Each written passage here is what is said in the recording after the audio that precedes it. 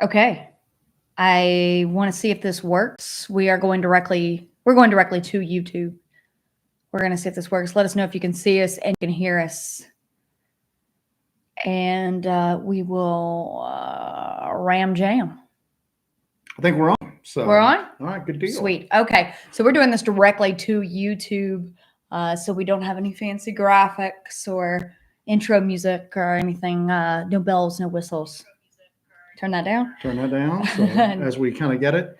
Yeah, we usually use StreamYard to do this. And that gives us all the cool overlays and the ability to like share video and all that. But like StreamYard went crazy and like doubled the price on like everybody. And like we rage quit. So we're still trying to figure out how we're going to do this on Monday nights now at this point. So we'll see how this evolves over time. We can sometimes be spiteful people, I think. I'm the king of cutting off my own nose to spite my own face. So anyway. So we're going directly to YouTube right now.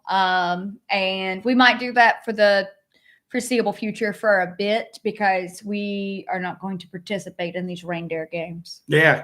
So we'll see how this goes. We'll see how Monday nights evolve after this point. Jesse actually tried a different, just to give you some backstory.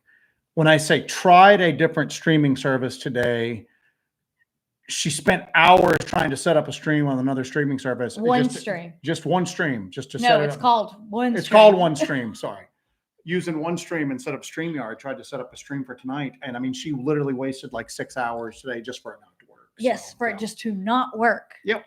So yeah, and as much as we love presenting videos and photos and all this other stuff, we're going to see if there is some sort of solution for doing this.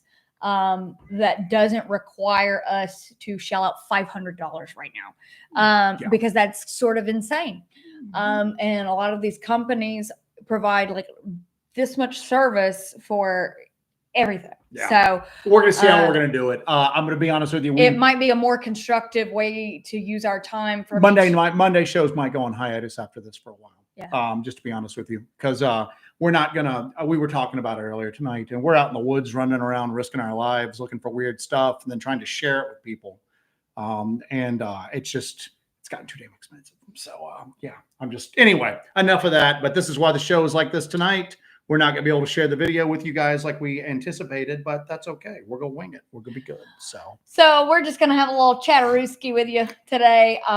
So recently on Small Town Monsters channel, Alexander Petikoff put out his latest release for Strange Places, which is a new series he's doing over there where he explores just weird spots. The premiere episode was in the LBL and it featured Joe and myself going around and checking out some strange spots around the LBL and going on a little.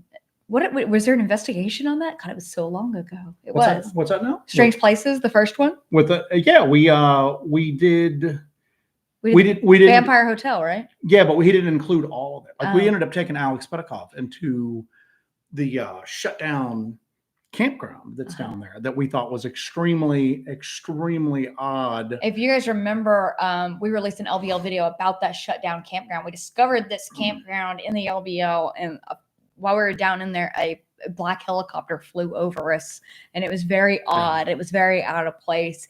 But some backstory on that campground. That's the campground that we think was the actual campground that maybe an attack had occurred at, and they shut down. And then that story morphed over time to the imaginary campground that is attached to like that 1982 LBL Dogman massacre that takes place. So much misinformation around that.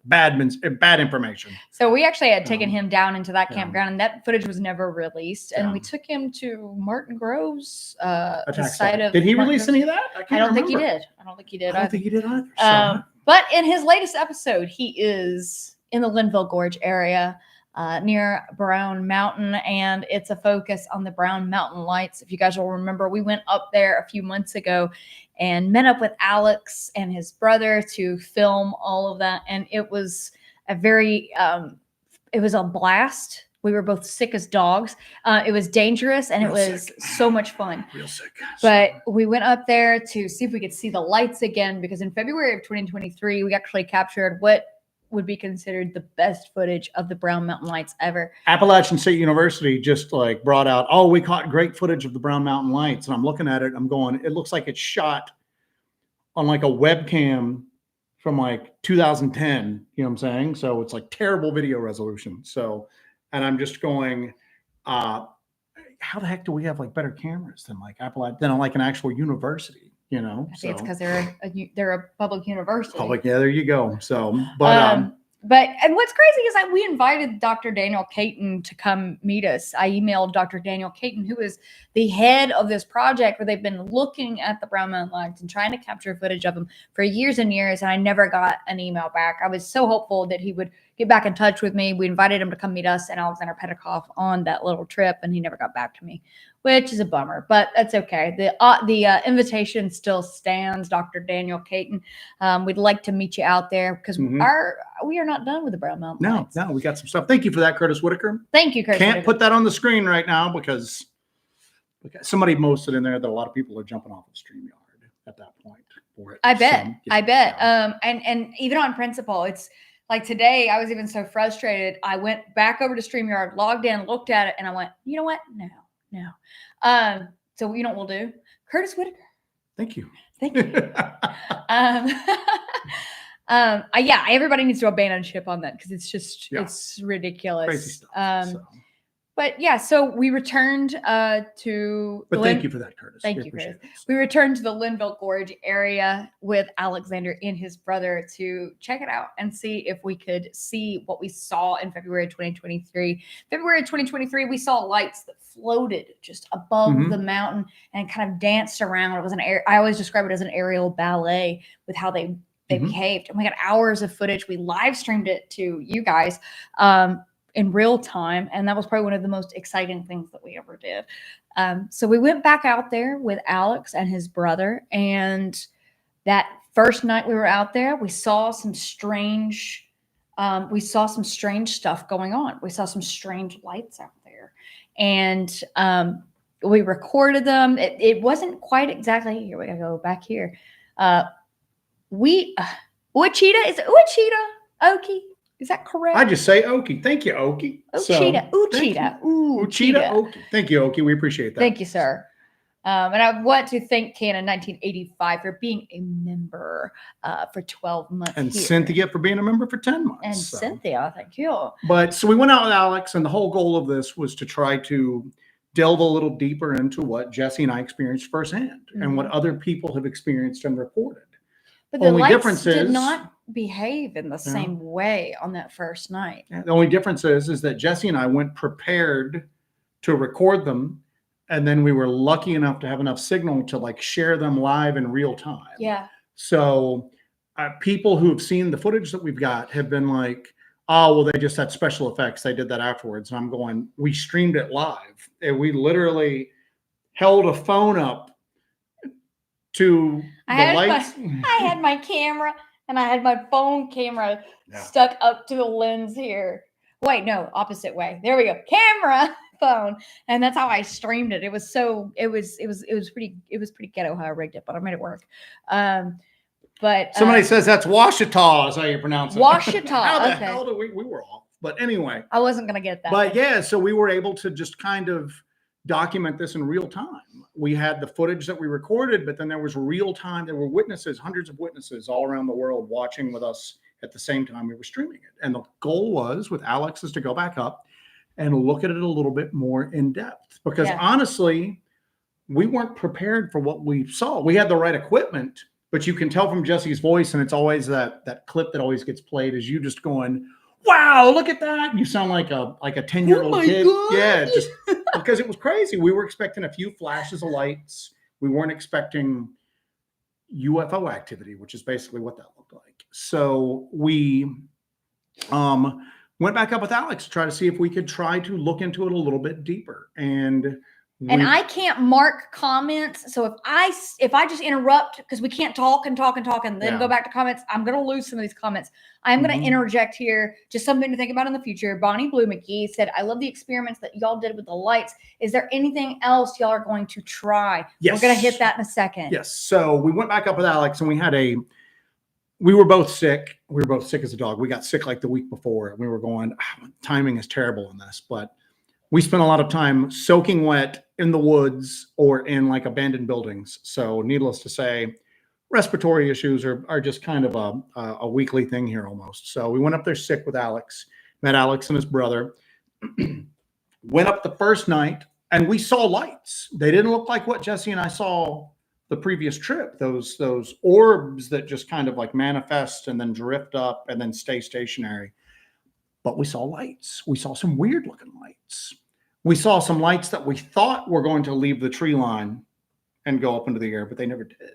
So we saw these lights, and we had some experiments that we had planned above and beyond what you saw in the Small Town Monsters video. We were going to run some different types of sensor technology to see if, in addition to the light phenomenon that we were seeing, is there anything else going on? Can we get some data off of these lights? Not just can we get this footage, but are they giving off anything? Are they triggering anything? For those of you who follow the channel, know. So we were up there with a truckload of equipment worth thousands and thousands of dollars. And then that's when the meth head showed up. And we were just like, all right, we're not bringing a bunch of stuff up here. We're just going to have to kind of roll with what we got right now. I'm not going to break out like laptops and set up all of this stuff, have infrasound everywhere. equipment. And just have so that kind of got kiboshed. Yeah. So California Ryan, thank you, sir, for that Thank you, California Ryan. We appreciate you, my sir. So the goal was to do that, is to try to get some additional data above and beyond just visually what you're seeing. And at this point, nobody's done that. Appalachian State University hasn't done it. Nobody has done it. But we are uniquely situated to have some gear and know how to use it. And we're still going to go up and do that. So Alex has released his video. Jesse will be releasing the video that she's going to put out once we're able to get this next round of experimentation done. And there was some footage that Alex did not include. So what we did is we recorded a bunch of footage while we were out there. He recorded a bunch of footage, and we just all swapped our footage. So he has the same footage I do, but he didn't include a lot of stuff in his video. I'm going to hit one real quick. James Davies, and we're going to be kind of kinetic with this because we can't save the comments and go back to them. So we're just going to hit them as we go. Did you zap the lights with a laser? Yes, we did. The first time we saw the lights, and it was just Jesse and I think we were still live streaming when we did it, but I had a super powerful, it's like a 10,000 lumen flashlight. I don't even know how many candela it is. And it was like insanely bright. So much so that we couldn't really use it out in the woods when we were investigating, because if it hits something, it blinds you. Just the backspill. And it would blow up the cameras. The IR. Yeah. But we used it for this. So the lights were there, and I hit them with the flashlight, and they all disappeared. And then we were like, oh, crap. We wanted to see what sort of response we got. Well, we got a response. They all disappeared. And then they start forming again, and they go around for a while. And then I go, well, I'm going to hit them with this light again. And I hit them with the light again. They disappeared, and they never came back. Yeah. So when people go, I think it's some sort of like, it's earthquake lights. It's something because of the quartz up there. It's ball lightning. And I'm going, swamp gas. That's cool, but none of those would behave any differently whether you shone a light on them or not. They're just going to be. They're going to be there. They're going to do what they do.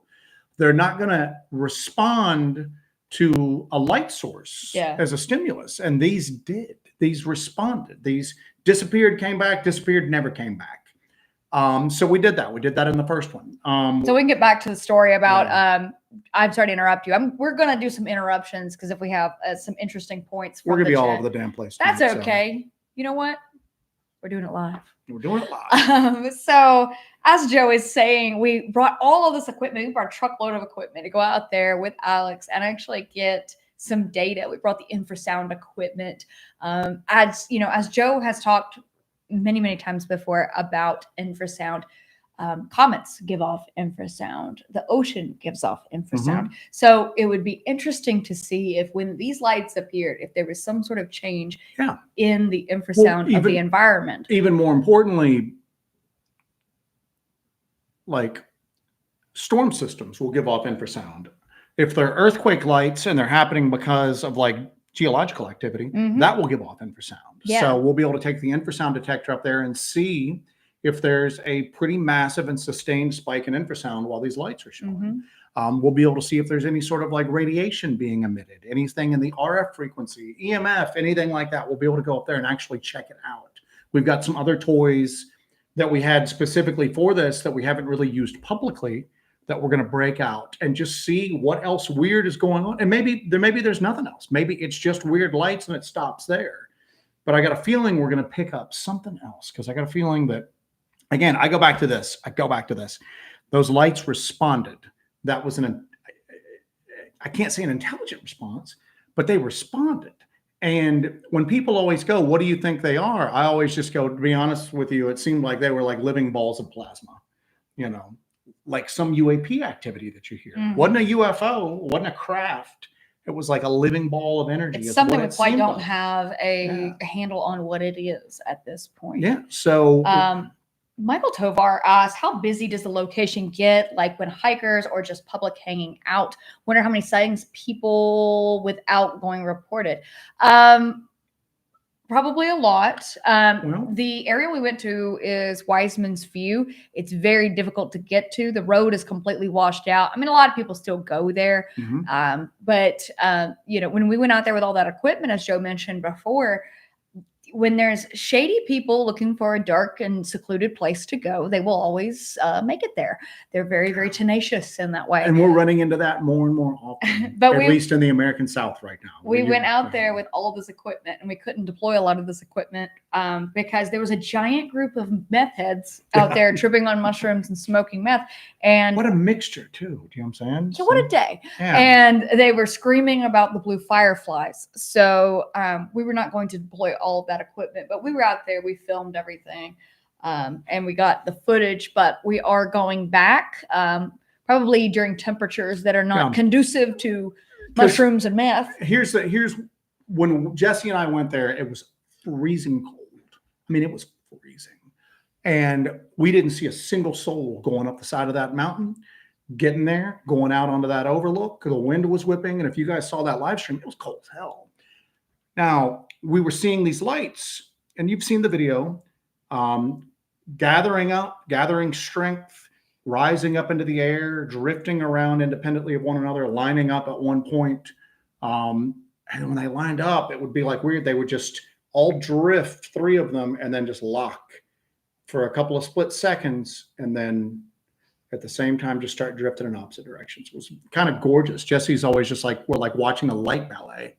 An aerial ballet. So like Lovers in the Night. So what we found out later is that area where the lights are rising up out of, one of the ways that people have tried to debunk it is, well, you're seeing flashlights and headlamps from hikers. You're seeing headlights of vehicles because there's a parking lot on further down on that side of that mountain. It's when you're facing from Wiseman's View, you've got Table Rock. That's that flat-topped mountain you see directly in front of you. To the right of that is a small parking lot. Carry on. Or you're seeing campfires from people camping up there. So what we found out afterwards is that whole side of the mountain's closed off when we were there. And the gate is several miles down the mountain. Yeah, and you've got to follow, and it's so there's nobody over there. So when we saw those lights, the balls that rose up, nobody was over there. There was no one over there at all. And we know that for a fact because when we were there with Alex, it was warmer and that area was open to the public. So we were seeing little balls with like little dots of light over there. And later on, we're like, these are headlamps. These are the headlamps. These are the flashlights. These are the campfires. You don't see headlights from that parking lot. We tried that repeatedly all night long to try to see if we could get someone to see those headlights when you're driving around the parking lot. That doesn't happen. But there are people there in warmer times, and some of what people see that they think are the Brown Mountain lights are actually just, light pollution from people over there. But here's the deal. It looks distinctly different than what Jesse and I recorded. Mm-hmm. So I always tell people that you hear people try to debunk the Brown Mountain lights. Well, they're focusing on these things that don't look anything like what we saw. And they're going, see, that's a headlight. That's a flashlight. That's a campfire. That's not what people are seeing out there. That's strange and unusual. But there are people that are up there looking for weird lights that might look over to, across that valley to the opposite mountain peak and go, I just saw a light. That's the Brown Mountain Lights. Well, unless it rose up into the air and hovered and changed color and changed size and looked really weird, you probably didn't see the Brown Mountain Lights. You probably saw somebody over there with a flashlight. All right, so I've got to hit some of these because I'm super behind because I've not been able to hit any of these. Hey, Sammy, thank you so much for that. We appreciate it. And then you can always super chat it, or that will actually end up at the top. That has surprisingly enough. But Bonnie Blue McGee says, I'm liking Ron Murphy's theory that there's sentient elemental energy that comes from the earth. So sentient elemental energy. Well, living balls of plasma. Yeah. So I guess he's in the same camp that you are. Yeah. I'm going down on here, trying to keep up here because I'm way. And what's weird is that there's not a lot of like tectonic activity in that area to cause what's referred to as earthquake lights. Those are seen, and earthquake lights take a pretty wide variety in the forms that they appear to people in. It can be everything from like almost like a will-o-wisp dancing on like an iron fence, which was observed and filmed in Japan, but not what we saw, not what we recorded. And that's and you know what, every time, like today's been a frustrating day trying to set this stream up with all the shenanigans going on with dealing with that. But every time we get frustrated, we go, what's cool is that we're able to go out and we're able to record some of this stuff that people are seeing and reporting and nobody believes them, Yeah. I mean, with us, people go, oh, well, if somebody saw the Brown Mountain Lights, they just saw the headlight, of a vehicle or the flashlight of a hiker. Well, now guess what? We've recorded that. We've replicated that. We show you what that looks like. Mm-hmm. And then we show you what we caught live, which looks nothing like that at all. Micah Hanks. So take that to the bank. Yeah. So Micah Hanks had mentioned in Alex Petikoff's video that he had actually showed Jesse's footage to an astrophysicist. Yes. And the astrophysicist was just like, it's not a plane. It's not lightning. It's not a drone. I don't know what it is. And guess what? I think that sums up the Brown Mountain Lights. I don't know what it is, but it's weird. Thank you, Sammy Eldon, for that $20 super chat, sir. What else you got written down? Nut Slap says. Just stop it. Nut Slap says.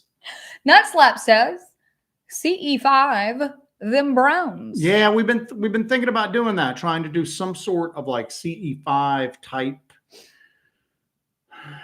experiment to see if we can try to initiate them to appear and then to maybe do something. People do CE5 in the desert and like all sorts of places to try to get these anomalous lights to appear. Well, we're already in an area where they like to appear, and they like to appear a lot. And also, I'm working on this contact experiment. I think that's a perfect opportunity for another contact experiment.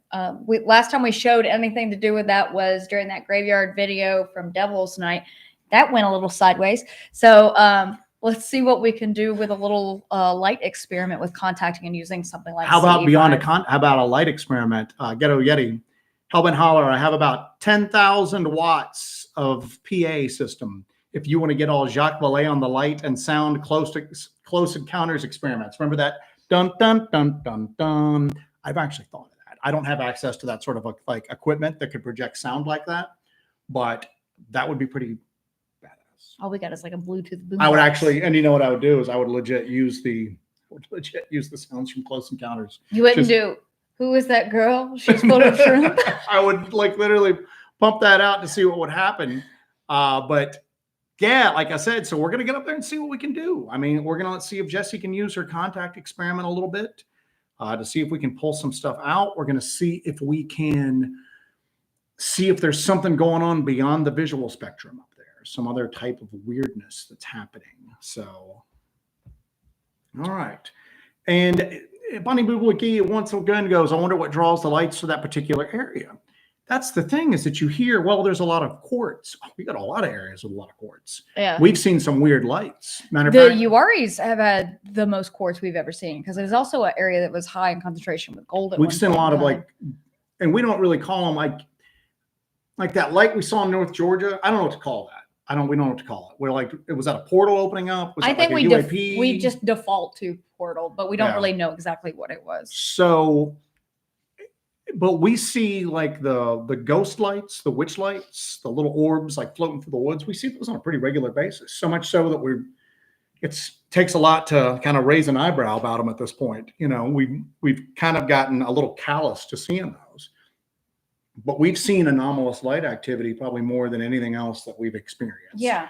And it's what we saw at Brown Mountain was, and somebody even asked, how does that look compared to the light you guys saw in Georgia? And I'm going, you know, it's weird because the light in Georgia started small and then grew bigger and bigger and bigger, didn't light up anything around it. The balls of light we saw in Brown Mountain didn't really seem to light up the trees when they were in the treetops. They were pretty self-contained as well. Yeah. And when somebody mentioned that to me, I just went, well, you know, the ones in North Georgia, I don't know. The one in North Georgia behaved so much weirder, and then you had possible figures around it. But we don't see what's happening in the trees when those lights form up in Brown Mountain either. We were hopeful, you know, we were kind of freaked out and hopeful. Some behind the scenes there. When Joe and I did that experiment where we hiked up on Table Rock, and we were hiking to like the origin point of some of these lights that we had witnessed. And Joe and I kind of had like a serious conversation about what are we going to do if we're up there and all of a sudden one of these lights starts to like form and manifest. Like, what the heck are we supposed to do? That was a topic of discussion going up, as whether we were going to get the Travis Walton treatment if we were up there and these things like formed up around us. And would you push me to the light and just take off? That's where you want to go to. You just be like, high knees. But they James Davies asked, would it be possible to use some sort of scope to look at the light in extreme close up? I had my binoculars with me. I have a set of I use the loopholes, the Nikons, but I use my binoculars, and it looks, and we use our cameras, we zoom in. It's a fuzzy like orb of light. There's no detail that we can discern. Now, another thing too is the Linville Gorge is extremely wide. I mean, that is a lot of distance that you're looking at. A couple miles you're looking across. Between Wiseman's View and the origin of those lights. So it's just as close as we can get with what we have to see. It's still these just balls of light. There's no detail whatsoever. Carrying on. So. Where you at? Real quick, somebody posted close-ups with a drone. Just Google it.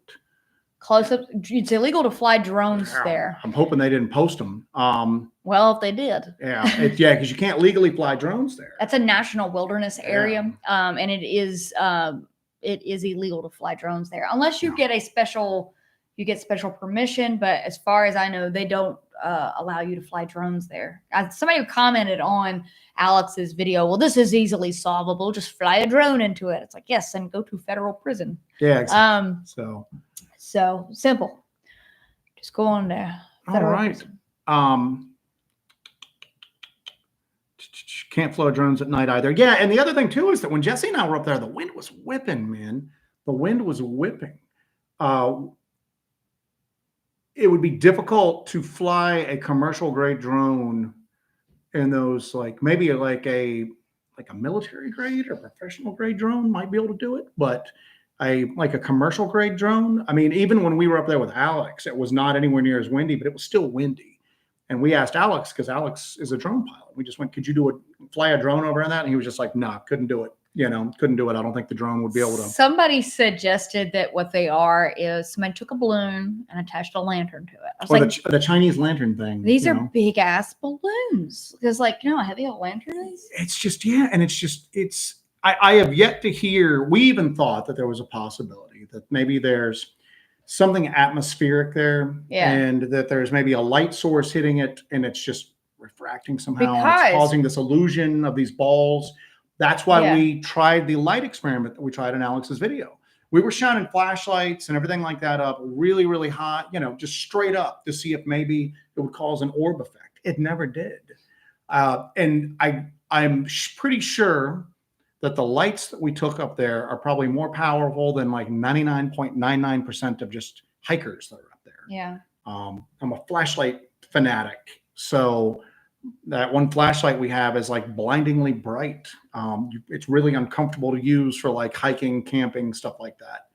and it never worked. And I mean, we tried so many different things. We tried regular flashlights, really high intensity white flashlights, those red flashlights that you see in our videos sometimes. We tried a camping lantern, both on white and red light.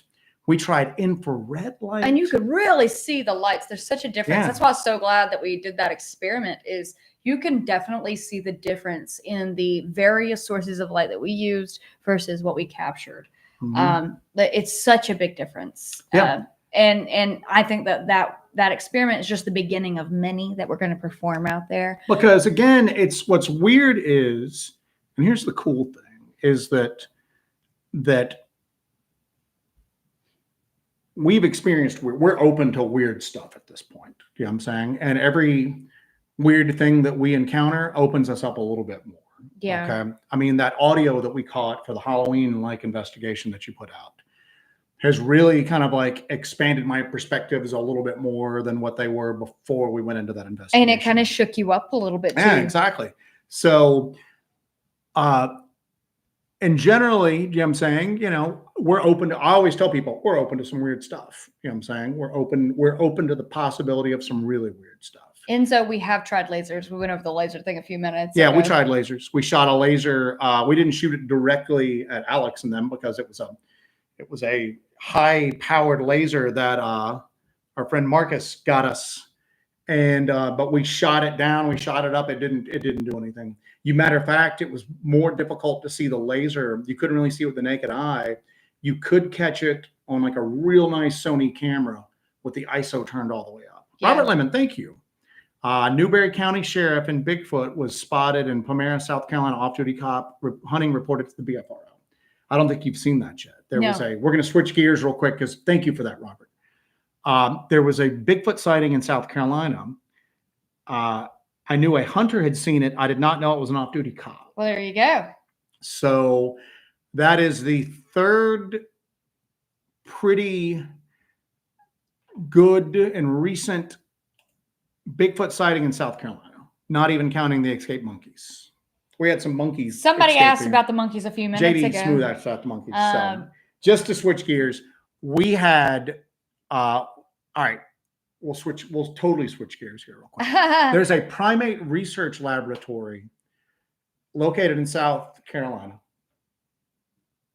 Get out of town.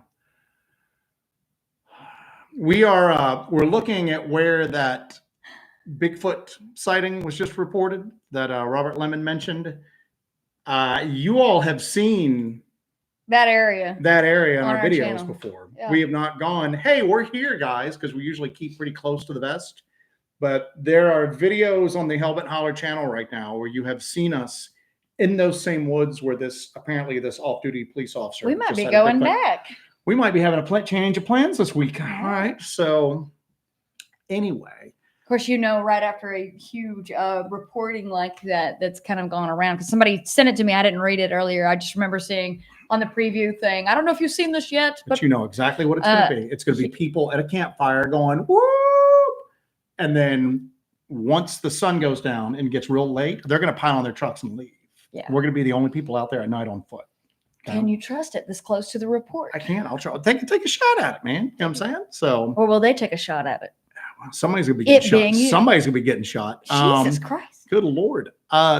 So back to the monkeys. Let's circle back to the monkeys. We gotta get back to this monkey. Let's get back to this monkey business. There's a primate research laboratory in South Carolina called Alpha Genesis. Alpha Genesis. How sinister is that? It's not like it's the South Carolina, South Carolina Center for Primate Studies. That wouldn't sound bad at all. Alpha Genesis sounds like a knockoff from Resident Evil. Mm-hmm. So these 43 monkeys escaped from this Alpha Genesis research center. And we were watching the story, and then the guy that runs it tries to go all Disney with it. He just goes, oh, I just think they're off on an adventure. And I'm going, no, man, they're freaking monkeys that were getting experimented on. They're not off on an adventure. They were trying to get away from you guys putting nail polish on them or whatever in the hell you were doing. So we have some escaped monkeys in South Carolina right now. I think they've captured some of them. I did find one has been caught. I did find the report assuring us that they did not have herpes. Very, very comforting. And I'm going, why did you feel the need to assure us that they didn't? Nobody was talking about that before you. Nobody mentioned that. So, anyway, so we got monkeys running around. We've got Bigfoot sightings. Suji, I just heard about Alpha Genesis on the Bob and Tom show. They thought it sounded a bit shady as well. Yeah. So we got a bunch of monkeys out. So we'll see how that goes and how that complicates things. South Carolina is the hottest state in the union. We've got everything. Escaped monkeys, evil biolabs. Alpha Genesis.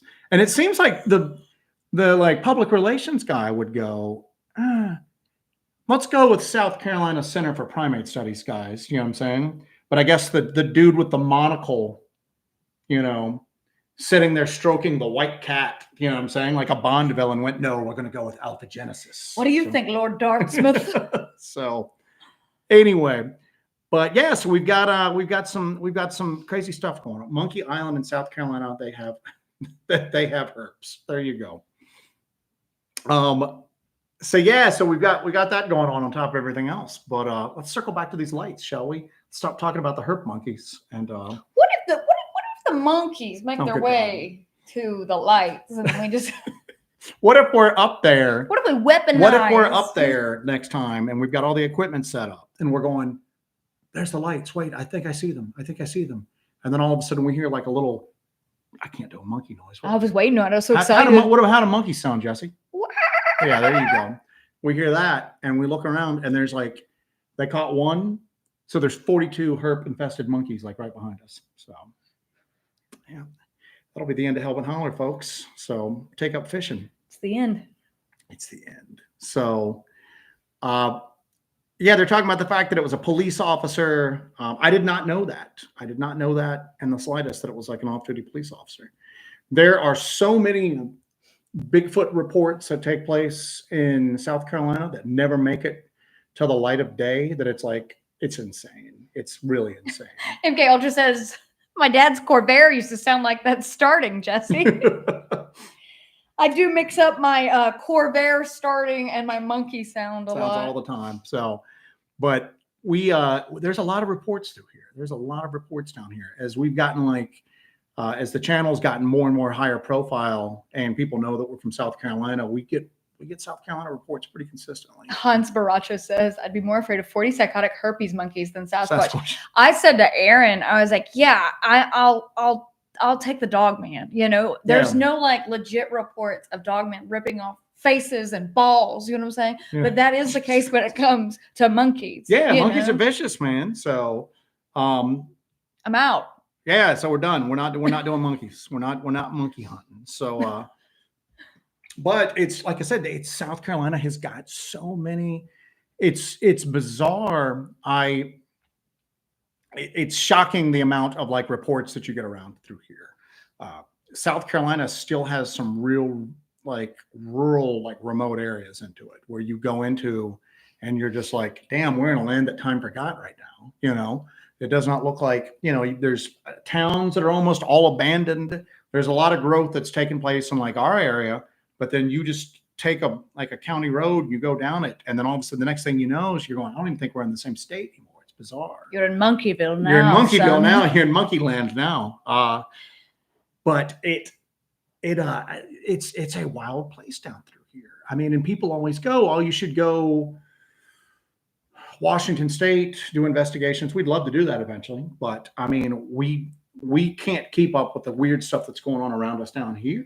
For gosh sakes. So no, it's exhausting. we've got ghosts in abandoned settlements. We've got Brown Mountain lights, Bigfoot reports, Dogman reports, weird lights, everything like that. So it's just a little slice of heaven, I tell you. So. We did some scouting over the past few days in a beautiful area that has a lot of crazy stuff going on in it too. So hopefully we'll be getting out there and getting some footage and doing a good investigation. We just got a lot lined up. Suji says the same thing. They really went out of their way to say that the monkeys weren't diseased at all, you know. Just so you know. Yeah, exactly. And I was just like, nobody was talking about that before. But they lots of weird stuff going on it's a weird time to be alive.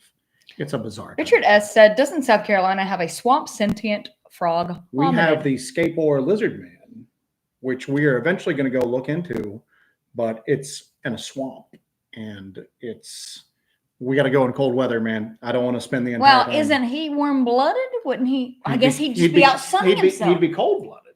I'm sorry, cold-blooded. So he'd be out sunning himself, and he's probably easy to catch. Easy to catch. Sluggish. Catch him in a net. Always thinking, man. So we ought to just put a big old heat rock out there. Yeah. big old heat rock. A worm or two. But yeah, it's so we'll see. We've got some more. We'll circle away from the monkeys now, back to the lights. We all want to look at the damn board tonight. So if you haven't had a chance to, go check out Alex's video. Jesse's will be coming out once we're able to get back into that area to do the next round of experimentation. Yeah. Right now, you can't get into that area post hurricane. But we will complete our mission of getting some actual readings and data. And we're probably going to tap Death Wish for the assist on that one as well. For the firefly meth mushroom heads. What a crazy thing, man. You're in the middle. So we ought to call them the cult of the blue firefly or something. That sounds pretty wild. So we go up there with Alex and them, and we're like, the road is terrible to get up to where we were. And we got up there, and there's like, I'm not even sure where all those people still came from, because there was like a vehicle or so up there, and we thought there were like a few of them. And then I was just like, there's like, the woods are thick with these people. They're on mushrooms trying to see these fireflies, but then they're doing various other substances as well, and they're getting weirder and weirder and weirder as the night goes along. And I'm going, what are the odds that this is what we have to contend with up here, trying to look into something like innocent like the friggin' lights? So I think everybody's gone deranged today on the chat here. What's that? I'm just old Henry goes, we need more rope. We do need more rope. Cynthia says South Carolina was also proudly known for a Chinese balloon flying over South Carolina a year ago, with South Carolina residents out shooting at it from their yards. It went all the way across the entire country. No problems at all. She's talking about when those Chinese balloons that we know of, at least one was a balloon, but there's rumors that some of the other ones were like legit, like UAPs, like Tic Tac type things, and they were shot out of the sky. But the one that was a Chinese balloon made it all the way across the country with no incidents whatsoever until it hit South Carolina. And then they had to do a public announcement telling South Carolinians to stop shooting at it with rifles, that the bullets weren't going to reach it. And guess what? That warning had no effect whatsoever. People were still they just got bigger guns to try to shoot it out of the air.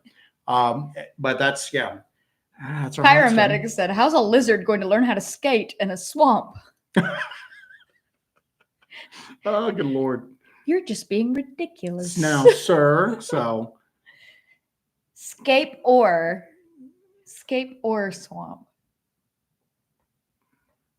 Gosh. All right. So let's see what else we got here. That was an intense 45 minutes we just had. I think everybody take a stretch break. Yeah, no doubt. So. Okay. Let's get back in there. Yeah, they're already debating calibers that they got. Trust me, that's literally all it did, is that there was discussion that after they did the public service announcements to not shoot at it, that people just upgunned. They got more gun and tried to like shoot it then. So that was all right. Let's see what else we've got. So talking about the lights, the Brown Mountain lights. I think what was interesting is that Mr. Skeptical himself, Alex Petikoff, at the end of all of this had to go, we're dealing with a mysterious phenomenon here. I do not have an answer. We debunked some of them. We were able to. Did you say Alex would be like up on the ship, hanging on as it's taking off, going, well, there's got to be an explanation for this. I don't think these are aliens. I think they're people dressed up like trying to tug on their faces to pull the masks off. But we got everybody to admit that we could not debunk what Jesse and I filmed. We could not debunk the Brown Mountain lights that we caught on footage, and that was pretty cool. And I'll be honest with you, I was going to be a little disappointed if we were able to. We would have had to have accepted it. And I just kept going, oh man, this is going to be it, and you'd shine the flashlight up. You'd see the flashlight beam go up. Is it making orbs appear? No, it's not. All right, we still got it. So there's still a little bit of magic left out in the world there, man. Yeah. So Kathy Grant said, next time you go to investigate the lights, try the communication experiment. Try talking to them, see if there's any response to voice. We're going to try a few different types we're going to try a few different ways to try to contact with them. And I've got a couple new pieces of equipment for the contact experiment that I'll be getting my hands on soon. One I have to put an order in for, and one I'll be getting when I meet up with the wizard. So yes. I'm really looking forward to that. He said he's not tested it extensively. Sorry about that. The Dooster has cooked up a possibly life-threatening piece of technology for Jesse to use. So that will probably make an appearance on the next Brown Mountain Lights investigation. Is that where it's going to appear, or is it going to appear before that? I think we ought to. Yeah. I think that sounds cool. Now, he said I have to sit down while I use it. Okay. So, but again, it comes down to this. It comes down to, you can't throw the baby out with the bathwater with the Brown Mountain Lights. And I think that's indicative of all of these strange phenomena. Yeah. That just because there are some lights that are being misidentified up there, you just explained away that particular light. Or just because you have somebody who may be misidentifying a bear with mange or something like that. Doesn't mean that precludes the fact that there's like Sasquatch or Dogman or something else out there at that point. Again, that whole baby with the bathwater approach just kills me. Okay, so people just are so eager to debunk this stuff because, and you know what? It's weird is that I think a lot of it's just like it's self-aggrandizing. They just want to. I sent you that Teddy Roosevelt. They just want to poo-poo on somebody. They want to be the comic book store guy from The Simpsons. Actually, I sent you that Teddy Roosevelt quote. Speak softly, carry a big stick. No, the other one. Where is it? Let me pull it up here. It's long, but you go on with that. I'll pull this up, and I'll give you the gleams. Hans Baracchio, would be interesting to see what a Kinect camera, if it would work, but I'm sure the mountain area would be Sticky Boy. Sticky Boy, the Sticky Boy 3000 that the ghost hunters use. It is real quick. Look at this. What? I don't know what the distance is involved, whether that would work or not, because that's actually one thing we don't have. It keeps getting on my wish list. He thinks about it. I think about it all the time.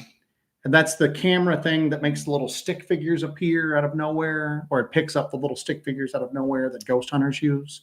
I'm like fascinated with it. I'll eventually go on. We always call it the Sticky Boy 3000 when we see it on Ghost Adventures. So Oki wants to know when the next video releases. She got nothing done today because she was fighting the live stream all day long. So that was just a wasted day. Just a wasted day. I'm cranking on some stuff. I'm working on it.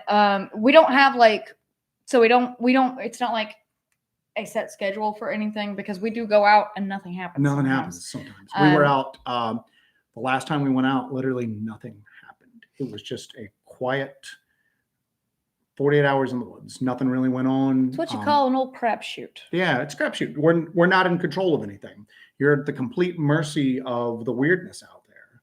And we always talk about the fact that the next strange thing we encounter might be the last strange thing we ever encounter. Just make sure you guys try to find the SD card. Are you talking about us being dead, or we don't encounter anything else again? Both. Oh, either or. I was A talking or about B. A or B. I was talking about A. Thank you for that, Deborah Stewart. Thank you, appreciate Deborah. that. Deborah Stewart, $50. Hey, Jess and Joe, been loving your investigations. Thank you so much. So people keep asking this, no drones, what's there that they don't want people to see? And there's no conspiracy involved in that. It's a national wilderness area in the Linville Gorge. Drones can harm wildlife. So it's kind of a protective measure for wildlife.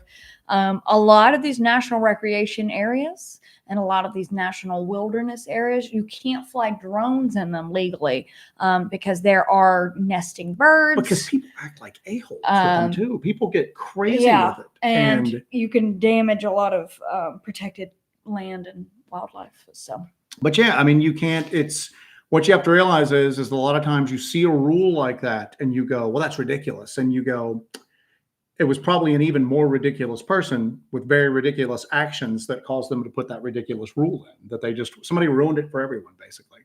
So they, I've seen that wildlife takeout drones actually very cool to watch, but we've got we need that set to Flight of the Valkyries, just a group of bald eagles taking out drones. So But yeah, they've got it where they just try to buzz wildlife with it. They just people. I know there's parts of is it parts of the Grand Canyon or all of the Grand Canyon you can't fly drones over? I don't know. I don't know canyon laws. Yeah, and Do I look like a canyon law? But I mean, you even see that nowadays at like public events where people will. In our hometown, they were having parades, and there was a guy literally flying drones like over children's heads by like a foot. And he's flying this drone extremely fast. So fast. And he's like going over these little kids' heads, and he's only like this far away from them. And like everybody's kind of having a good time, but at what point if he sneezes, you know, and smashes a baby, then where are we? Ghetto Yeti's got an interesting comment here. God, I wish I could highlight these. We got to figure something out. Speaking of tech, have you gotten used to the high EM effects of the EM pumps and the signal generator? He's talking about the beacon, no longer nauseating. What's weird is that we've tested that out extensively at and just at home or, you know, gone out specifically just to test it. And it doesn't really make you sick or anything like that. But then there's been other times that we put it on and it's like you feel it more. Yeah. There have been times that you put it on and you just go, oh God, I can feel this. I wonder if there's something about the environment that amplifies it. I think that I stand by this. That's why we called it the beacon, is that I think it's drawing in stuff. And I think that what you're feeling ain't necessarily the effect of the electromagnetic field or the RF. I think you're feeling whatever's. So you always hear that these things drain energy, and that's what we seem to have experienced with battery drain. You know what I'm saying? Hell, I got a stack of 5 batteries over there that still aren't charging from one of these things where our batteries got drained. So that drain is happening for a reason. Either it's draining it to use that energy for its own purposes, or like somebody suggested on this chat one night, it's draining it to knock out your equipment, to eliminate the ability of being caught. That was a very good point. Yeah. Whoever came up with that. But I feel like that was a Bonnie Blue. Yeah, but the thing is like, if some camera batteries or flashlight batteries are drawing them and being drained, well, let's ramp it up. Yeah. You know, 4 electromagnetic pumps, and then pumping out that 1.6 gigahertz signal that we have experienced. Joe and Ron with Wild and Weird West Virginia have experienced. Skinwalker Ranch, a few other places dotted across the country, all experience that signal. And yes, that signal is sometimes, you know, it's used for, you know, man-made purposes. However, it's appearing, just because we're using it doesn't mean that it's not coming from something else as well. Sometimes it appears in areas of high strangeness when weird stuff's going on. So we're shooting out a big electromagnetic field. We're shooting out on 2 different signal generators, that 1.6 gigahertz signal. And then you always hear about, well, they can see an infrared. And I'm going, biologically, that shouldn't be possible, but something is happening with infrared where they can dodge these things. You see it with Sasquatch, Dogman, everything like that. That's why game cams don't work. So then we've got infrared beacons too, shooting out infrared light and like a strobe effect. And I think that draws something in. I think that it's not powerful enough to do anything on its own because it's backpack portable. We have to carry it. But I think it's strong enough to get something's attention. Yeah. And it might be, and that was the whole point, like a beacon in the darkness, something that's just out there flashing to get something's attention and draw it closer, like a lighthouse. So, although I guess a lighthouse is not supposed to draw something closer. It's supposed to tell you to stay away. It's supposed to tell you to stay away. So. Primitive Bear Knives says, I wonder if there's a sound or frequency that could draw them out. Thinking of what they did on that show Skinwalker Ranch with the Native American drum circle. We've got some ideas that we're toying around with. It's just building it, making it portable. The smaller and lighter you make something, the more expensive it is. You need it cheap enough to build, light enough to deploy, durable enough to not break, and then you need a power source for it. So we've got some stuff that we're kind of working out to try to see about doing. And it could be as simple as people have suggested, well, you know, have an audio recording of something similar to like what they used with Skinwalker Ranch. We're looking to get a little weirder with it. So, Jordan said, have you been to Skinwalker Ranch? Have you seen anything strange? I'm heading there in June. We have not. I've never been to the Southwest other than Vegas. I don't think that technically counts because it's Vegas. Walter Ballard said shofar. That's actually one of the things we're thinking about. Just got to get better at blowing it. Suji sent us one of those. Joe's been practicing. Yeah, Suji sent us one, and we were going to use it one time, but we want to do the first time we blow it, we want it to be on a live stream. So if anything happens, it happens live with like a live audience, and people see it. Yeah. And that way, because I don't know what's going to happen. I don't know if anything's going to happen. I don't know, but I got to get better at blowing it first. I'm a pretty crappy shofar blower at this point. I think you're learning well for an Irishman. Yeah. But all right, let's see what else we got here.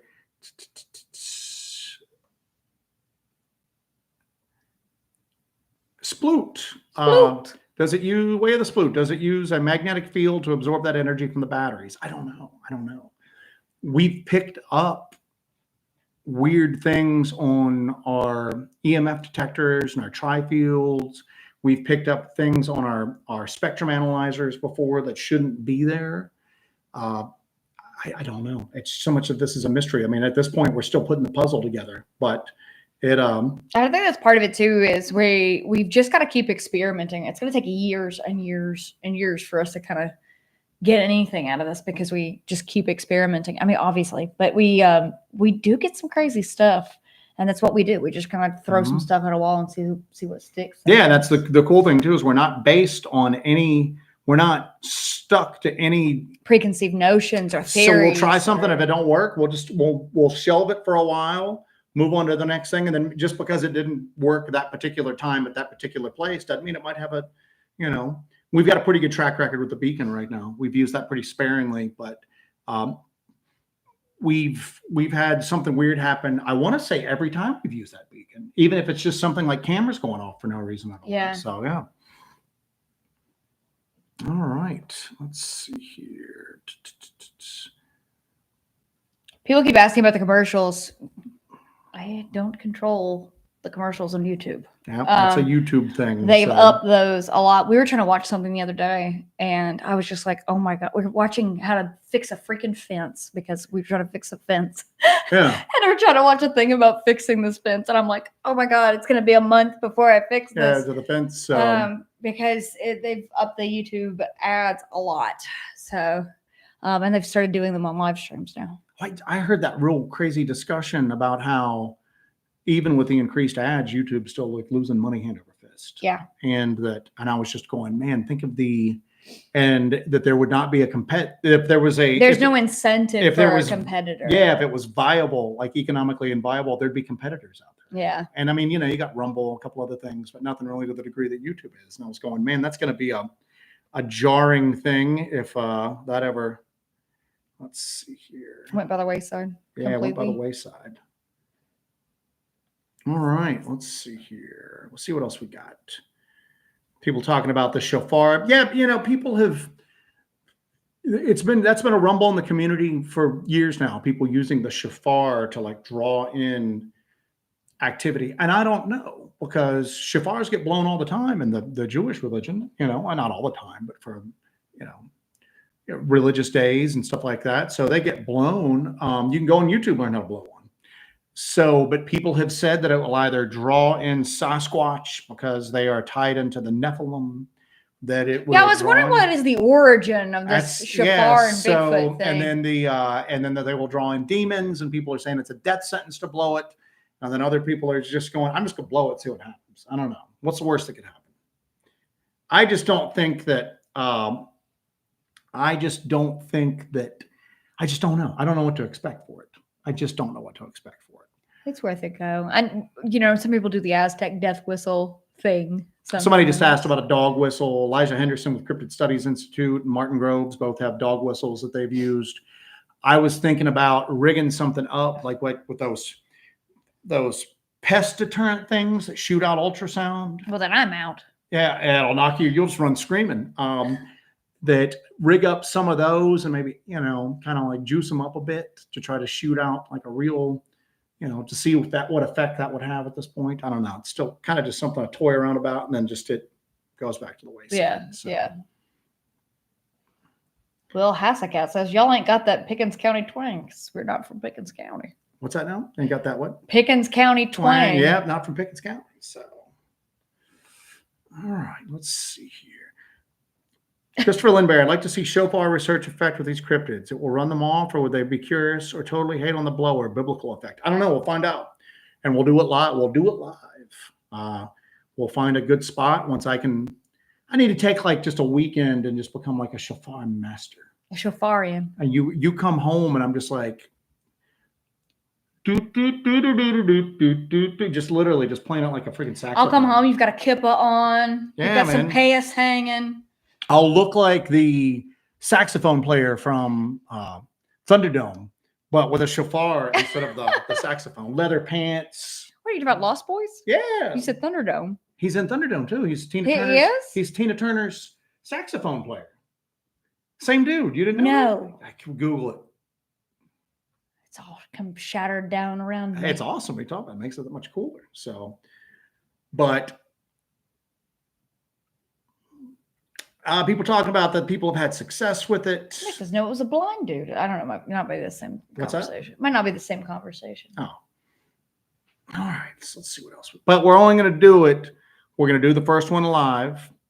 And we're going to do it when Suji can be there because she sent us the damn thing. Yeah. So we're going to have to try to set it up with her and then we'll do it. Richard asks, when are y'all doing a joint venture with Small Town Monsters again? Nothing in the books right now. I talked to Alex the other day. We've been in a lot of their little probably people are probably tired of us at this point because we've been in 3 strange places. Yeah. A bunch of the LBO YouTube stuff and then the last Dogman documentary. Yeah. So people have probably hit burnout as far as that goes. So, and I don't think they're doing a lot of stuff in the Appalachian region. No, they're going to do they're going to do a Dogman thing in Michigan, which is out. Other than like the stuff that everybody else knows, or the fact that we do stuff on the ground, but we nothing in the books, but we'll see. We'll see how it goes. So you never know. You never know. So, all right, what else we got here? We've got a lot of crazy stuff coming up. Speaking of stuff coming up, we are going to be at CryptidCon weekend after next, right? Oh yeah. So I saw you laugh. Yeah. We're going to be at CryptidCon weekend after next. There might be a surprise. I'm not sure. There might be a surprise involved, depending on how it goes. But yeah, we'll be at CryptidCon, and I hope to see you guys there. If you guys are going, let us know if you're going to be at CryptidCon so we can meet up with you guys and say hello to everybody. But Joe and I are going to be hanging out. We're going to have a table. We'll have a big old banner. You can't miss us. Yeah. We'll have t-shirts and hats. We'll have a table, and there'll be a twice life-size thing of Jesse there. You won't be able to miss it. With a machete. So but we'll have t-shirts and hats, and we'll have our limited edition t-shirts. That's that. I'm just gonna blow it. That's what we're gonna do. I'm gonna learn how to do it, and then we're just gonna go, and we are going to get somewhere where there are no people. We're gonna be in an area where weird stuff has happened at before, and we're gonna blow the shofar alive and see what happens. Yeah. And it's gonna be an area where we don't have any signal, but we've got that Starlink now. So we'll be able to. Wait, the Sploot said, where did you get the hoodie? What? I don't know what hoodie. What hoodie? Michael Tovar, thank you for that, my friend. Michael, thank you. Love your work, Jesse. Let me know, Sploot, what hoodie? Why do I keep saying hoodie? What's that now? A hoodie. Where did I've lost it. I think she's talking about your hoodie. My True Detective long sleeve. Yeah, get that. That's the cool stuff right there. Creeporama. Yep. I think. Dun, dun, dun. Let's see what we've got. Sploot's talking about it. It's pretty cool, your shirt. Live knife checks. Yes. I took mine off before we sat down. We're carrying like crazy little vintage fixed blades today. Not mine's vintage, yours isn't. No. I'm carrying an old SOG Pentagon with like a serrated edge. I'll try to get it on the light there. Serrated on one side. Damn it. I got a little delay on my screen, so. Do I have it? No. Look at my screen. That's a good point. There you go. Are you with it? Serrated edge and then a regular edge. And when I got this, I was just like, damn, it looks like something you'd see in a movie. And lo and behold, it's been in a couple of movies. But I haven't made this for a while. It's pretty cool. So I like to collect really small, really deadly little knives. I think that it's a reflection of my personality and my physical prowess. It's nice, huh? Mhm. So if you're familiar with Ed's Manifesto and Ed Calderon, this is the Elvia. This is one of the Elvia knives. He did a collaboration with Emerson Knives for a folder, but this is a nice tiny little fixed blade. And I have a couple different versions of this, but that is a deadly little hooked little mamma jamma right there. So A couple of things I want to bring attention to in this chat. go ahead. Suji, learn Tibetan throat singing. That seems to attract things in the woods. I'm just going to take a weekend and learn that on top of everything else. You guys will crap your pants if I come out going. Then Christopher Lindbergh, here's one, shofar at the Brown Mountain Lights. That might actually be a pretty good idea. Actually, that's a damn good idea. We're going to steal that. Joe came in the other day and I'm doing this and like watching a video and he goes, "What are you doing?" I was like, "Whirling dervish," because I'm working on this contact project. So we're going to do Tibetan throat singing. While you're just whirling like a dervish. Whirling dervish. So, the whole thing. Pyromatic. Later is going to round up some monkeys and teach them how to skateboard in a swamp. Boy, that show just came full circle with that. Thank you, Pyromatic. All right. Let's see what else we've got here. We're gonna just finish up with some chat stuff this evening. Oh, let's see. A couple people going to CryptidCon. Yeah, we'll be there. Don't know what we're doing yet. Definitely don't know what we're doing yet at CryptidCon, but we will be there. And Suji was like, "I was joking, Joe." I know you were, but now I'm kind of going. Now he's on the throat singing. Well, maybe not even like maybe take some like audio recordings of it, play it, see what happens. Not today. Saban says, and Joe's going to twerk to Arturian chants. And somebody else was also talking about that a lot of the Starlight satellites are crashing right now. Starlink, I didn't know that. So great. The thing about the throat singing is there was the guy, and you never know if it's real or not. I think it was like on TikTok, but the guy was doing throat singing, and like deer were coming in to investigate him. So I don't know. Maybe there's some I know you said it in jest, but you can get up to some Snow White stuff, little bluebirds chirping along, coming and landing on my shoulders. So all right, let's see what else we got here. Boom, boom. Yeah.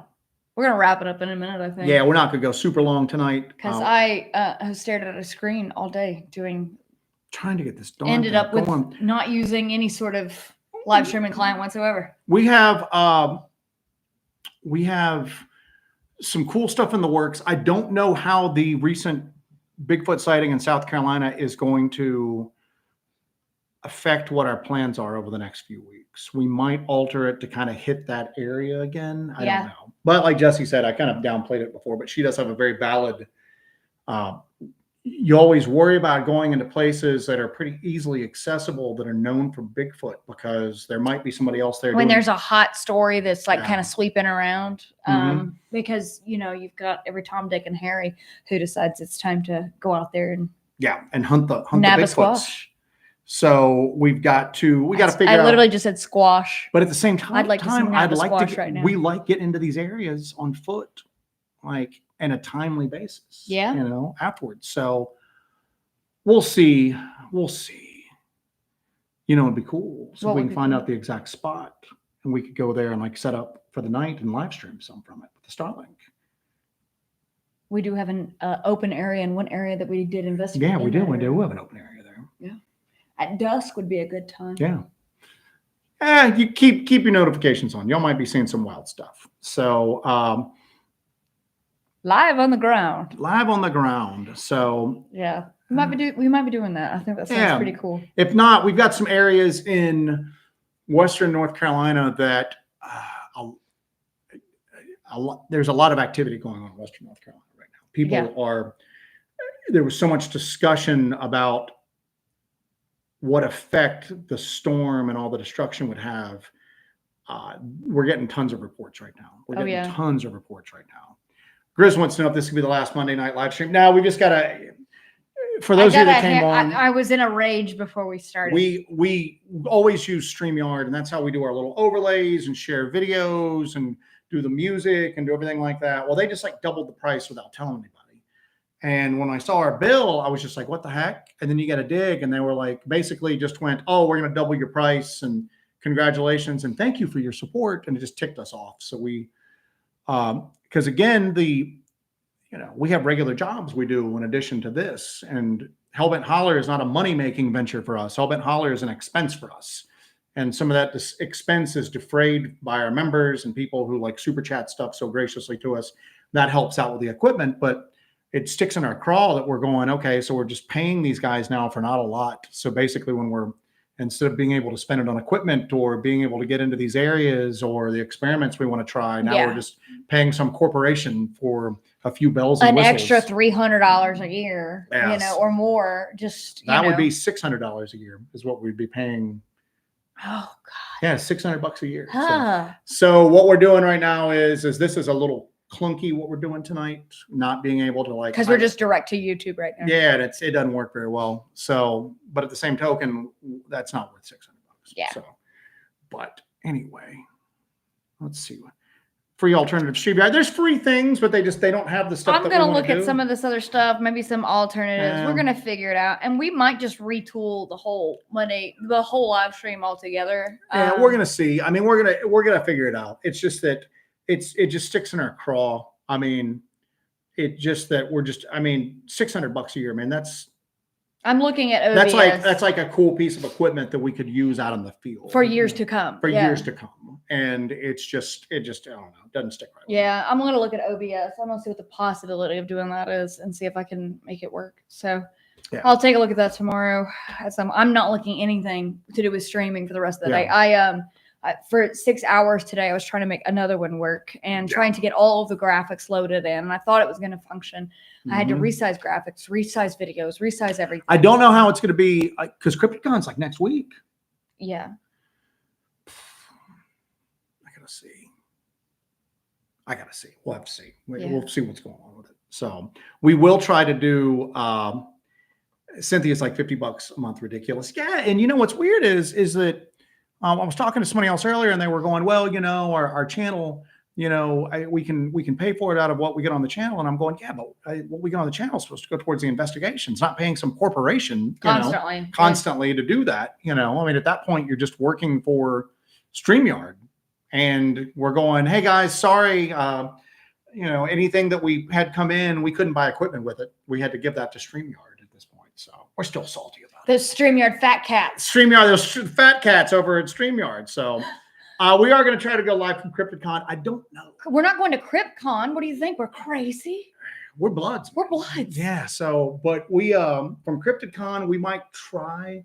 We tried to go live at Tennessee Wildman, but we constantly had people talking to us, and it was just we couldn't break away to do it at all. We kept wanting to do it, but it was just difficult to break away. I might do a little live from my phone and kind of walk around the vendors area and, just kind of see what happens. Harass the cryptid celebrities. Yeah. People are saying don't change the Monday night live streams. We're going to try not to. We've just got to figure out. We're looking at some stuff. I don't know. If Saban's on it, we might reach out to you too, because I'm looking to see what I can use instead of paying somebody an exorbitant amount of money for that. Yeah. So we'll see. And I know that other people do it, but other people are just shows only. I mean, this is something we do just to hang out with the people that support the channel. We're field investigators. That's what we do. Yeah. And this is just a little side note to our real work. So everything has to, and we can't let a lot of stuff get in the way of doing that. And it's starting to get bogged down. Yeah, we're starting to get bogged down on that. So it's just with all these weird side things. All right, so this is a perfect timing. EDP Everyday Pyro. We'll be able to order a shirt even if I can't make it to the con. Jesse is setting up a merch store. We can talk about this because we keep trying and failing to do merchandise. I need to really do and we might put it out. Nobody will watch it, but there's a lot of work on the back end that goes into a lot of this stuff. Just figuring out where we're going to, researching the area, getting maps, checking out where we're going to. The preparation, going out, doing the investigation, reviewing the audio and the video, and then just the cleanup, charging batteries, putting stuff away, getting ready for next time. It's all very time consuming. Maybe we should have just started a little show where we just sit around and do this 3 times a week. That would be nice. That would be nice. It'd be so restful, peaceful. But what we do is very time consuming, but that's why we got into this. And that's what we love to do. If we're not doing the field investigations, we ain't doing any of this. This is to talk about the experiences we've shared with you all, not just to hypothesize about stuff or talk about stuff that happened to other people. We want to collect that data and share it with you all ourselves, not just another campfire story, like we always say. So the solution for one of these problems is everybody's been asking for merch. We ain't got the time, man. I don't have time to pack, ship merch. That I would become a shipping and receiving department, and I need to edit videos so that we have videos. It's only 2 of us. So I'm going to set up a merch store. It's going to be handled by someone else. But I will do all the designs for it. And it'll be our merch store that we had for it. So we figured out that we're going to do that. You guys are asking a cocaine Dogman shirt on there. There's going to be Skint Pecker Ranch. So all the hits. When the cocaine Dogman joke first started up on this channel, and that's when Cocaine Bear, the movie, came out for you new people. When Cocaine Bear came out, we were laughing about the Cocaine Bear movie. And then somehow we started talking about Cocaine Dogman. That became a running theme with this. We reached out to Jonathan Dodd, who did our deer skull logo for us. And we were like, could you do us up like a Cocaine Dogman graphic? And he was like, on it. So we've got that. Yes, could you please select which Cocaine Dogmans you like? He had like 4 of them overnight, man. Guys stayed up all night. It's like he was just pent up with Cocaine Dogman illustrations that he just been waiting. I've been waiting for somebody to ask. It's almost like something kept him all night, like up all night drawing Cocaine Dogman. Yeah. So we've got, and here's the deal. We tried it. We tried merchandise once before with an online thing, and the quality like sucked. Yeah. And then we've got people going, God, the quality sucks on this. And I'm going, we didn't make it, but I feel responsible. Sorry. We did Teespring. And it was horrible. And so people we had to were shut that ordering down. coffee mugs, and like the logos were all janked up on them. So we're going with Fourth Wall. Apparently the quality is like awesome. So we're going to put that up there. And that way, if you want to do it, you want to get something, it's not going to really be, it's not going to be anything that we ain't going to be driving Mercedes with like the merch store. But that way, Sage Cooley said, you said cocaine. He said, I'm on it. Cynthia, thank you for that. Thank you so Cynthia. much. Thank you so much. Patty G, I'm requesting a shirt that says you're doing a great job, Joe, with the silhouette of Joe. She's actually got something with you're doing a great job on it already up. But here's the deal. This is just to put out for people that just want to. And if we have like a little Helmet Holler meme that kind of generates up on one of these live streams one night, Jesse will get it up on the merch store the next day. Yeah, because that way, because I can do all the designs for everything and get it out there. If you guys want to buy a funny Helmet Holler shirt, you've got that. I've got a cool. I did a design last night. I showed Joe. It's a support your local hellbender. So I think that's a pretty cool design. It's got a werewolf on it. Yeah. So I'm working on some of that stuff. There's going to be some, and these are good quality stuff. But that way it'll be able, because we keep going, we need to do it. And then we get hit by a storm or a tree falls on the house or Halloween. Halloween was crazy busy. Halloween, getting those investigations up and then doing all those live streams, like set us back weeks on like everything else. Worth it though. That was phenomenal. That was so awesome. That was awesome. Hellbent Halloween was like a feather in the cap of my life. You know what I'm saying? That was so much fun. Yeah. I think everybody loved it. It was great. Not today. Saban has one for you in a second after we get done with this. Oh yes, I'm gonna have a Skint Pecker Ranch t-shirt. But anything we kind of come up with that's kind of fun and I make a design for. Yeah, it's just to get it out there. I mean, that way. Because you guys, I mean, if you guys want some just funny stuff, because we were trying to like ship stuff, and like shipping's like insane. But if you have like, if you ship a lot of stuff, you get a bulk discount. But we just don't have a giant discount on it, so the shipping was going to be insane. Yeah. For us to ship hats and stuff, we would, charge what we have to charge because we have to pay for the hats, get them shipped here. I have to pack them up in shipping materials and then ship them out. We're talking like we're in the hole like $20, $30. Shipping's like nuts, man. It's insane. She was just going, it's going to cost like this much to ship it. And I was going, we can't charge people that like on top of stuff. I mean, it'll just, it's crazy, man. So there is going to be a merch store launching. Thank you, Dad. There's going to be a merch store launching very soon, and it's going to have a bunch of just cool, funny stuff on it. Yeah, and it's not going to be. The quality is like so much better on this one than it is on the other ones. So much better. And what's crazy is that we were looking at like because we're on like Reddit cruising around looking to see what people use for this stuff. And a lot of people use like the real cheap one and then just charge like a ton of money for it. Yeah. And then it's just like, and I'm not charging a ton. I'm honestly, we're going to go like at cost basically. You sound like Baby Billy from the Righteous Gemstones. Oh, Baby Billy is. How do you sell it so cheap? Because I'm selfless. Anyway, but yeah, so we're going to get that out just because we know what we know. And when we do this, we'll be able to do giveaways. So the way we'll be able to do it is we'll be able to do giveaways on a regular basis. And if you win the giveaway, I'll shoot you a link and then you can go order what you want for the giveaway. And then it'll be wham, bam, thank you, ma'am. You'll have it within like 5 days. So, and I think that'll be cool. And we'll come up with cool designs and cool ideas for it. And the quality is definitely there. So, you know, that's what we're going to go with. And we'll do it. And it'll just be, we don't have a lot of free time built into our day. We don't really have any free time. So Halloween like set us back weeks, and like every day we're catching up a little bit more, but it's very small. But we kind of have to do this because there's literally 2 of us doing this. We don't have a producer for the show. We don't have anybody to edit for us. We don't have anybody to run merchandise. We don't have anybody to do this. We're literally just 2 people doing literally everything for the channel. Yeah. Going through and doing all the equipment, going through and doing the investigations. Evidence review. I have to go buy groceries to go feed us sometimes too. So I have to do laundry at some point in time, but you wouldn't believe that based on the laundry basket that's stacked full of clothes this big because I haven't had time to get to it. So but this way we'll be able to do it. Hopefully you guys will like it. So that will mark that off and you guys can enjoy those. And I can make these cool designs and then you guys can order cool stuff. And and here's the deal is that we didn't get in. I mean, Helmet Holler is like our lives at this point, pretty much. It's pretty much our lives, but we didn't start doing this to like run a merch store. Even though the revenue would help with what we do, but then you fall into this, then you don't have time to do with what you loved to do in the first place.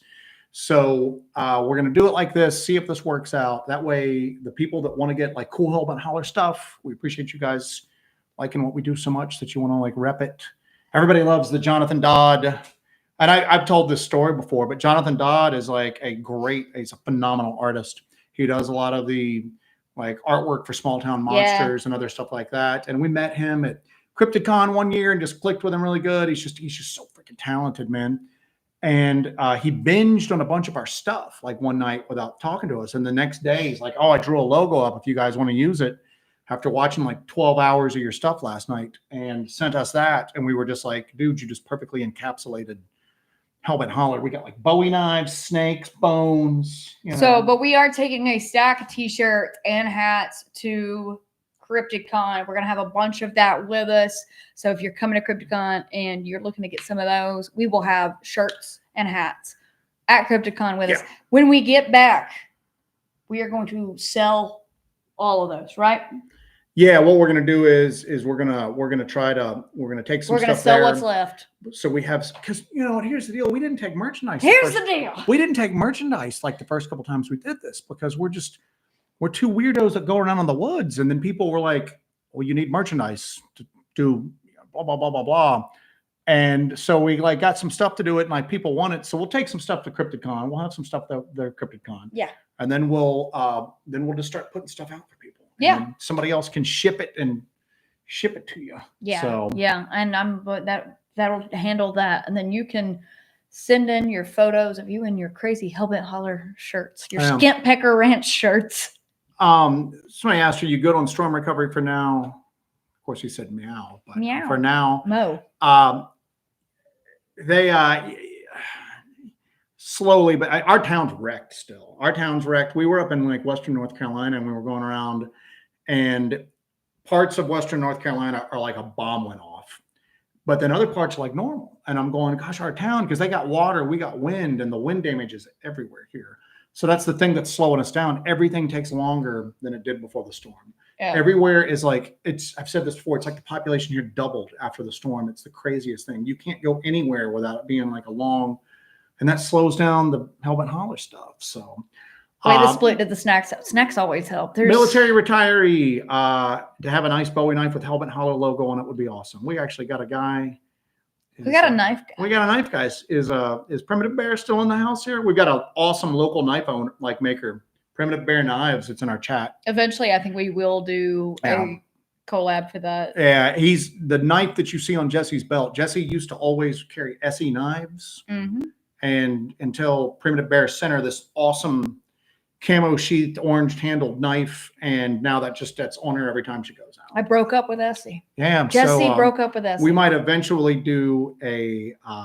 We might eventually try to get with him and do a. JD Smooth said, when you come, you will need 3X and 4X shirts. We are not small in Kentucky. I have 3Xs and 4Xs. I did a little supplemental order with my t-shirt guy. So yeah, we'll do that. And Dooster's on here. Hey, Dooster.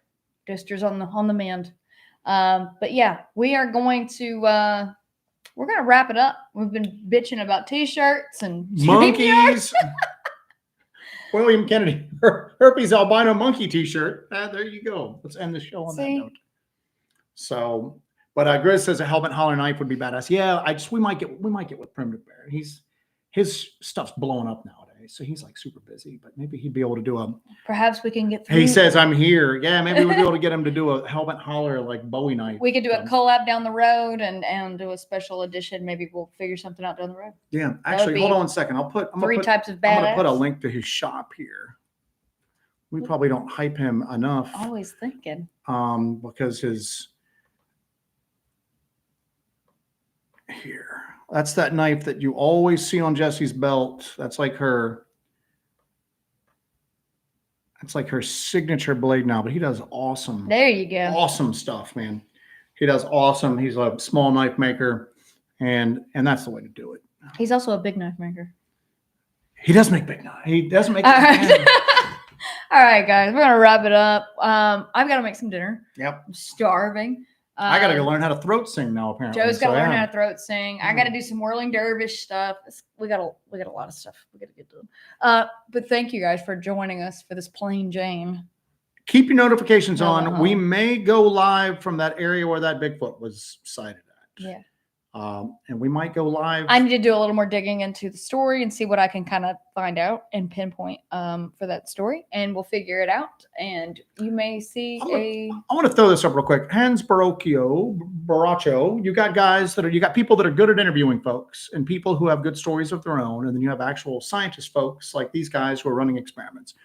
We don't do a lot of interviews because there's a lot of people doing that.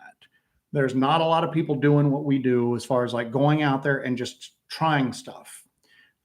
You could either call us crackpots or citizen scientists, depending upon the person making that statement at that moment. But crack scientists, and that's why we're doing the merch thing like this, because we need to streamline stuff so we can spend more time in the field. And there's so much stuff going on right now, man. There's so much stuff going on right now. If we hit the lottery tomorrow, we could literally be out on an investigation 5-6 days a week and still not run out of stuff to look into. There's so much stuff going on right now. We had a discussion today going, we need to streamline and simplify stuff so we can get into the field more. And we've got some crazy stuff for our 5-year plan too. We're in the woods all the time. We're on location all the time. It needs to be more. It needs to get ramped up more. Yeah. Now, especially that we've got this Starlink and we can share stuff with people live, we need to be out there more. So we're going to try to streamline a lot of stuff, and everything else is going to take second to. Not today, Saban says, WAG method, wild ass guess. Hellbent uses the swag method, scientific wild ass guess.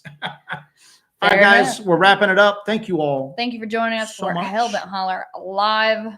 We hope you guys had a lovely evening, and I hope you have a great night. No fancy music to take you out on, because we're just plain Jane today. But you guys have a badass week. Take care of yourselves and take care of each other.